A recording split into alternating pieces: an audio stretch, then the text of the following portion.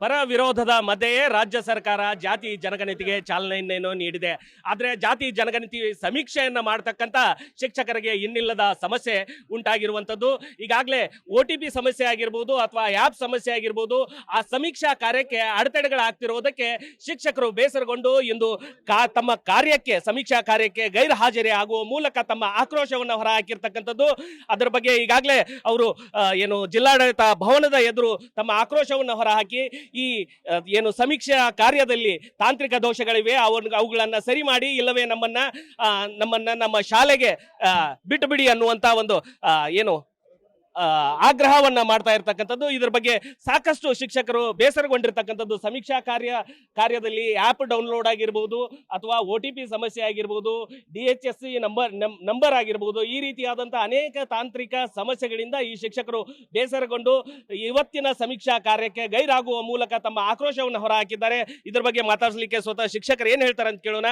Sir, ಯಾವ ರೀತಿ ತಾಂತ್ರಿಕ ಸಮಸ್ಯೆ ಆಗ್ತಾ ಇದೆ ಸಮೀಕ್ಷೆ ಮಾಡ್ಲಿಕ್ಕೆ? ಸರ್, ಪ್ರಾರಂಭದ ದಿನದಿಂದ ಆ್ಯಪ್ಗಳು 0.3.1 ಅಂತ ಹೇಳಿದ್ರು, ಅದನ್ನು ಡೌನ್ಲೋಡ್ ಮಾಡ್ಕೊಂಡಿವಿ.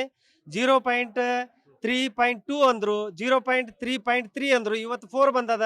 ಸರ್, 7 ಜನ ಅದಾರ ಈ ಮನೆಯೊಳಗ. 1.5 ಗಂಟೆ ಕುಂತೀನಿ ನಾನು. ಅವರಿಗೆ ಸುಮಾರು 300 ಪ್ರಶ್ನೆಗಳನ್ನು ಕೇಳೀನಿ. ಲಾಸ್ಟಿಗೆ ಸಬ್ಮಿಷನ್ ಕೊಟ್ರ ಸಬ್ಮಿಷನ್ ಫೇಲ್. ಯಾಕೆ ಅಂದ್ರೆ ಸರ್ವರ್ UHID ನಂಬರ್ ತೋರಿಸ್ತಾ ಇಲ್ಲ, ಆ್ಯಪ್ಗಳು ಸರಿ ಇಲ್ಲ. ನಾವು 1.5 ಗಂಟೆ ಅವ್ರು ನಮಗೆ ಸಹಕಾರ ಕೊಟ್ರು, ಈಗ ಅದು ಫೇಲ್ ಆಯ್ತು. ಅವ್ರದ್ದು ಏನು ಡಾಟಾ ಕ್ಯಾಪ್ಚರ್ ಆಗ್ಲಿಲ್ಲ. ಈಗ ನಾವು ಇನ್ನೊಂದ್ಸಲ ಅವ್ರ ಮನೆಗೆ ಹೋಗೋದು ಹೆಂಗ? ನಾವು ಕೆಲಸ ಮಾಡುವಂತ ಸ್ಥಳ ಬೇರೆ, ದಿಕ್ಕು ದೇಶ ಇಲ್ಲದಲ್ಲಿ ಏನಪ್ಪಾ ಅಂತಂದ್ರೆ ಎಲ್ಲರಿಗೂ ಅಲರ್ಟ್ ಮಾಡಿಬಿಟ್ಟಾರ. ಮನೆ ಹುಡ್ಕೋದೇ ಕಷ್ಟ. ಹಿಂಗಾಗಿ ಇದು ಗೊಂದಲದ ಗೂಡು. ನಾವು ಸರ್ಕಾರದ ವಿರೋಧ ಇಲ್ಲ, ಅವ್ರ ಪರವಾಗಿನೇ ಅದೀವಿ. ಕೆಲಸ ಮಾಡಕ್ ನಾವು ಯಾವಾಗ್ಲೂ ಸಿದ್ಧಹಸ್ತರು. ಬಟ್ ನಮಗ್ ಸಂಪನ್ಮೂಲ ಏನೈತಿ ಅದು ಸರಳೀಕರಣ ಆಗ್ಬೇಕು. ನಿನ್ನೆ ಕಷ್ಟಪಟ್ಟು 2 ಮನೆ ಮಾಡಿದೆ, ಇವತ್ತು ಅದ ಹುಮ್ಮಸ್ಸಿನಲ್ಲಿ ಹೋದ್ರೆ 7 ಜನರದ 300 ಪ್ರಶ್ನೆಗಳನ್ನ ಕೇಳಿ ಅದನ್ನ ಸಬ್ಮಿಷನ್ ಮಾಡಕ್ ಹೋದ್ರ ಫೇಲ್ ಅಂತ ಬಂದ್ರೆ ನಾವು ಇನ್ನೊಂದ್ಸಲ ಅವ್ರ ಮನೆಗೆ ನಾವು ಹೆಂಗ್ ಹೋಗೋದು? ಇದು ಈ ಶಿಕ್ಷಕರ ಸಮಸ್ಯೆ ಆಗಿದ್ರೆ ಇನ್ನೋರ್ವ ಶಿಕ್ಷಕಿಯರಿದ್ದಾರೆ, ಅವ್ರೇನ್ ಹೇಳ್ತಾರೆ ಅಂತ ಕೇಳೋಣ. ಮೇಡಮ್, ಸಮೀಕ್ಷಾ ಕಾರ್ಯದಲ್ಲಿ ಯಾವ್ಯಾವ ರೀತಿಯ ಸಮಸ್ಯೆಗಳಾಗ್ತಾ ಇವೆ? ಸರ್, ನಾವು 22ನೇ ತಾರೀಕಿನ ದಿನದಂದು ನಾವು ಎಲ್ಲ ಆ್ಯಪ್ಗಳು ಡೌನ್ಲೋಡ್ ಮಾಡ್ರಿ ಅಂತೇಳಿ ಅಂತಂದ್ರಿ.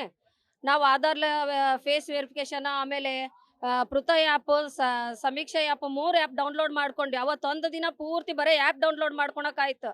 ಆ ಆ್ಯಪ್ ಡೌನ್ಲೋಡ್ ಮಾಡ್ಕೊಂಡ್ರೆ ಓಪನ್ ಆಗ್ತಾ ಇಲ್ಲ.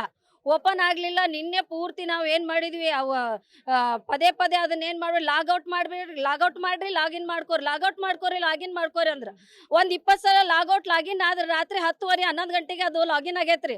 10:30 11 ಗಂಟೆಗೆ ಓಪನ್ ಮಾಡಿದಾಗ ಅಲ್ಲಿ ಮನೆ ಸಂಖ್ಯೆ ತೋರಿಸ್ತಾರೆ. ಮತ್ತೆ ಮನೆಗೆ ಹೋದ್ ನೋಡ್ತೀವಿ, ಅಲ್ಲಿ ಓಪನ್ ಮಾಡ್ತೀವಿ. ಅಲ್ಲಿ ಓಪನ್ ಮಾಡಿದ್ರೆ ಫೇಸ್ ಕ್ಯಾಪ್ಚರ್ ತೊಗೊಳವಲ್ದು. ಫೇಸ್ ಕ್ಯಾಪ್ಚರ್ ತೊಗೊಳೋತನ ಅವ್ರ ಮನ್ಯಾಗ ಕೂತೀವಿ. ಒಂದು ಮುಂಜಾನೆ 9 ಗಂಟೆಗೆ ಹೋದವ್ರು 11 ಗಂಟೆ ತನಕ ಒಂದೇ ಮನೆಗೆ ಕೂತೀವಿ. ಮೇಡಮ್ ಅವ್ರು ನಮ್ಮ ಕೆಲಸದವ್ರು ನಾವು ಹೋಗ್ತೀವಿ ಅಂತಂದ್ರು. ಫೇಸ್ ಕ್ಯಾಪ್ಚರ್ ಆಗವಲ್ದು. ಪೃಥ ಆ್ಯಪ್ನಾಗ ಮನಿ ಲೊಕೇಶನ್ ತೋರ್ಸಕತ್ತಿಲ್ಲ.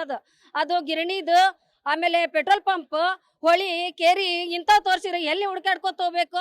ನಾವು ಫಾರ್ಮೆಟ್ ಏನಾರು ಕೊಟ್ಟಿದ್ರ ಅವನ್ನಾಗ ನಾವು ಫಾರ್ಮೆಟ್ ಮಾಹಿತಿ ಎಲ್ಲ ತುಂಬ್ಕೊಂಡು ಹೋಗಿ ಯಾವಾಗ ಸರ್ವರ್ ಇರ್ತಿತ್ತು ಅವಾಗ ಮನೆ ಕುತ್ಕೊಂಡು ಡೌನ್ಲೋಡ್ ಮಾಡ್ತಿದ್ವಿ. ನಾವು ಕೆಲಸ ಹೆಚ್ಚಾದ್ರೂ ಪರವಾಗಿಲ್ಲ. ಆ ಸರ್ವರ್ ಇರ್ಲಾರ್ದಕ್ಕೆ ನಮ್ಗೊಬ್ಬ ಟೆಕ್ನಿಷಿಯನ್ ನಮಗೆ ಕೊಡ್ರಿ, ನಾವು ಸರ್ವೆ ಮಾಡ್ತೀವಿ. ನಮಗೆ ಒಂದು ಮೊಬೈಲನ್ನು ಯಾವ ರೀತಿ ಆಪ್ರೇಟರ್ ಮಾಡಬೇಕು ಆ ಟೆಕ್ನಿಷಿಯನ್ ಒದಗಿಸ್ಕೊಟ್ರ, ಆ್ಯಪ್ ಸರಿಯಾಗಿ ಡೆವಲಪ್ಮೆಂಟ್ ಮಾಡಿಕೊಟ್ರೆ ನಾವು ಕೆಲಸ ಮಾಡ್ತೀವಿ ರೀ. ಕೆಲಸ ಮಾಡಂಗಿಲ್ಲ ಅಂತ ಹೇಳಂಗಿಲ್ಲ, ಎಲ್ಲರೂ ಕೆಲಸ ಮಾಡ್ತೀವಿ. ನಮ್ಗೆ ಇದರಿಂದ ಆಗ್ತಿರೋದು ಟೆಕ್ನಿಕಲ್ ಪ್ರಾಬ್ಲಮ್. ಆಫ್ಲೈನ್ ಆಗಿ ಮಾಡಕ್ಕೆ ಅವಕಾಶ ಕೊಡ್ರಿ ನಮಗೆ. ಅಲ್ಲ, ಈ UHID ನಂಬರ್ ಕೇವಲ ಮನೆಗೆ ಅಂಟಿಸಿದಾರ ಅಥವಾ ಎಲ್ಲ ಕಡೆ ಎಲ್ಲ ಸರ ಖಾಲಿ ಮನೆಗೂ ಅಂಟ್ಸ್ಯಾರ, ಗಿರಣಿಗೂ ಅಂಟ್ಸ್ಯಾರ, ಶಾಪಿಂಗ್ ಕಾಂಪ್ಲೆಕ್ಸ್ಗೂ ಅಂಟ್ಸ್ಯಾರ, ಎಲ್ಲಾ ಕಡೆನೂ ಅಂಟ್ಸ್ಯಾರ. ಆಮೇಲೆ UHID ನಂಬರ್ ನಮಗಿರೋದೊಂದು ಅಲ್ಲಿ ಹೋಗಿ ಅಂಟಿಸಿದ್ದು, ಮನೆಗೆ ಗಾಡಿಗೆ ಅಂಟಿಸಿದ್ದು ಒಂದು ಅಲ್ಲಿ ಬೇರೆ ನಂಬರ್ ಐತಿ. ನಮ್ಮ ಮೊಬೈಲ್ನಾಗ ಪೃಥ ಆ್ಯಪ್ನಾಗ ಒಂದು ಬೇರೆ ನಂಬರ್ ಬಂದೈತಿ, ಆಗ್ತಾ ಇಲ್ಲ. ಆಮೇಲೆ ಪೃಥ ಆ್ಯಪ್ನಾಗ ಬಂದಿದ್ದು ಸಮೀಕ್ಷಾ ಆ್ಯಪ್ನಾಗ ನಂಬರ್ ಇಲ್ಲ. ಅವು ಬೇರೆ ನಂಬರ್ ಇದಾವೆ. ಹಿಂಗಿದ್ದಾಗ ನಾವು ಯಾವ ರೀತಿ ಸರ್ವೆ ಮಾಡಬೇಕು? ಈಗ ಏನ್ ಮೇಡಮ್ ನಿಮ್ಮ ಆಗ್ರಹ? ನಮಗೆ ಇದನ್ನ ಆ್ಯಪ್ ಡೆವಲಪ್ಮೆಂಟ್ ಮಾಡಿಕೊಡ್ರಿ, ಸರಿಯಾದ ಟೆಕ್ನಿಷಿಯನ್ ಒದಗಿಸ್ಕೊಡ್ರಿ. ನಮಗೆ ಟೆಕ್ನಿಷಿಯನ್ ಕರ್ಕೊಂಡು ಬಂದ್ರು ಮ್ಯಾನುವಲ್ ಮಾಡಕ್ ಕೊಡ್ರಿ, ಮ್ಯಾನುವಲ್ ಮಾಡ್ಕೊಡ್ತೀವಿ ನಾವು. ಸರ್, ಈಗ ಒಂದು ಕಡೆ ದಸರಾ ರಜೆ, ಶಿಕ್ಷಕರು 1 ವರ್ಷಗಳ ಕಾಲ 6 ತಿಂಗಳ ಕಾಲ ಕಲಿಕಾ ಇದರಲ್ಲಿ ಕಾರ್ಯದಲ್ಲಿ ಇರ್ತಾರ. ಅವರಿಗೆ ಸುಮಾರು ಒಂದು 10 ದಿವಸ 11 ದಿವಸ ರಜೆ ಇರುತ್ತೆ. ಅಂತ ಟೈಮ್ನೊಳಗೆ ಸರ್ಕಾರ ಇದಕ್ಕೆ ಬಳಸ್ಕೊಳ್ತಾ ಇದೆ. ಅದಕ್ಕೂ ಸಮೀಕ್ಷಾ ಕಾರ್ಯದಲ್ಲಿ ಅನೇಕ ತಾಂತ್ರಿಕ ಸಮಸ್ಯೆಗಳಾಗ್ತಾ ಇವೆ. ಏನಂತ ಜಿಲ್ಲಾಡಳಿತ ಮತ್ತು ಜಿಲ್ಲಾಧಿಕಾರಿಗಳಿಗೆ ಆಗ್ರಹ ಮಾಡ್ತೀವಿ? ಸರ್, ಈಗಾಗಲೇ ಸಾಮಾಜಿಕ ಮತ್ತು ಶೈಕ್ಷಣಿಕ ಈ ಸಮೀಕ್ಷೆಗೆ ಏನು ಮಾಡ್ಲಿಕ್ಕೆ ಹತ್ತಿದ್ದಾರೆ. ಈ 22ರಿಂದ 7ನೇ ತಾರೀಕಿನ ಸಮೀಕ್ಷೆ ಮಾಡ್ರಿ ಅಂತೇಳಿ ಒಂದು 70% ಶಿಕ್ಷಕರು, ಇನ್ನು 30% ಶಿಕ್ಷಕೇತರ ನೌಕರರನ್ನ ಇದಕ್ಕೆ ತೊಡಗಿಸಿಕೊಂಡಿದ್ದಾರೆ. ನಿನ್ನೆ ಪ್ರಾರಂಭ ಆದ ದಿನದಿಂದಲೂ ಈ ಆ್ಯಪ್ ಸರಿಯಾಗಿ ಕಾರ್ಯನಿರ್ವಹಿಸ್ತಾ ಇಲ್ಲ. ಮತ್ತು ಈಗೇನು ಈ ಶಿಕ್ಷಕರಿಗೆ ಸಮೀಕ್ಷೆಗೆ ಹಾಕಿದ್ದಾರೆ, 3 ಊರು ಹಾಕಿದ್ದಾರೆ. ಯಾರು ಶಿಕ್ಷಕರು ಎಲ್ಲಿ ಕೆಲಸ ಮಾಡ್ತಾರೆ ಅಲ್ಲೇ ಅವರಿಗೆ ಸಮೀಕ್ಷೆಗೆ ಕೊಟ್ಟರೆ ಅವ್ರು ಮಾಡಲಿಕ್ಕೆ ತಯಾರಿದ್ದಾರೆ.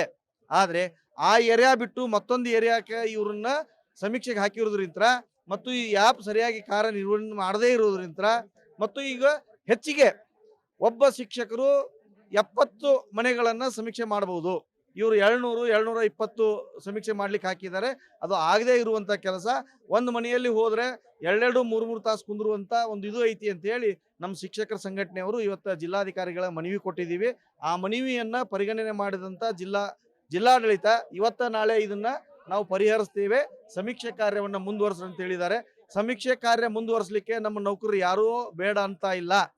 ಏನು ಈ ಅಡೆತಡೆಗಳದವ ಆ ಅಡೆತಡೆಗಳನ್ನ ನಿವಾರಣೆ ಮಾಡಿದ್ರೆ ಸಮೀಕ್ಷೆ ಕಾರ್ಯ ಸುಲಲಿತವಾಗಿ ನಡೀತದೆ ಅಂತ ಹೇಳಿ ಜಿಲ್ಲಾಡಳಿತ ಗಮನಕ್ಕೆ ತಂದಿದ್ದೀವಿ. ಇವ್ರನ್ನ ಸರಿ ಮಾಡಿದ್ರೆ ಸಮೀಕ್ಷೆ ಕಾರ್ಯ ಮಾಡ್ಲಿಕ್ಕೆ ನಮ್ಮ ನೌಕರರು ಎಲ್ಲರೂ ರೆಡಿ ಇದ್ದಾರೆ ಅಂತ ಹೇಳಲಿಕ್ಕೆ ಬಯಸ್ತೀವಿ. ಇದಿಷ್ಟು ಇಲ್ಲಿನ ಶಿಕ್ಷಕರ ಮಾತಾಗಿರುವಂತದ್ದು. ಈಗಾಗಲೇ ಸಮೀಕ್ಷಾ ಕಾರ್ಯದಲ್ಲಿ ತೊಡಗಿರ್ತಕ್ಕಂಥ ಕೇವಲ ಒಬ್ರು ಇಬ್ಬರು ಶಿಕ್ಷಕರದಲ್ಲ, ಪ್ರತಿಯೊಬ್ಬ ಶಿಕ್ಷಕರಿಗೂ ಇದೇ ರೀತಿಯಾದಂತಹ ತಾಂತ್ರಿಕ ಸಮಸ್ಯೆಗಳಿಂದ ಇವರು ಬೇಸತ್ತು ಹೋಗಿದ್ದಾರೆ. ರಾಜ್ಯ ಸರ್ಕಾರ ಕೂಡಲೇ ಈ ಸಮೀಕ್ಷಾ ಆ್ಯಪ್ ಅನ್ನ ಸರಿ ಮಾಡಬೇಕು, ಇಲ್ದಿದ್ರೆ ನಾವು ಕೆಲಸಕ್ಕೆ ಗೈರ್ಹಾಜರಿ ಆಗುವ ಮೂಲಕ ಸರ್ಕಾರದ ವಿರುದ್ಧ ಆಕ್ರೋಶವನ್ನು ಹೊರ ಹಾಕಬೇಕಾಗುತ್ತೆ ಅನ್ನುವಂಥದ್ದು ಈ ಶಿಕ್ಷಕರ ಮಾತಾಗಿರುವಂತದ್ದು. ಕ್ಯಾಮರಾಮನ್ ಆನಂದ್ ಜೊತೆ ರವಿ ಎಳ್ಳೂರು, ಪಬ್ಲಿಕ್ ಟಿವಿ, ಬಾಗಲಕೋಟೆ.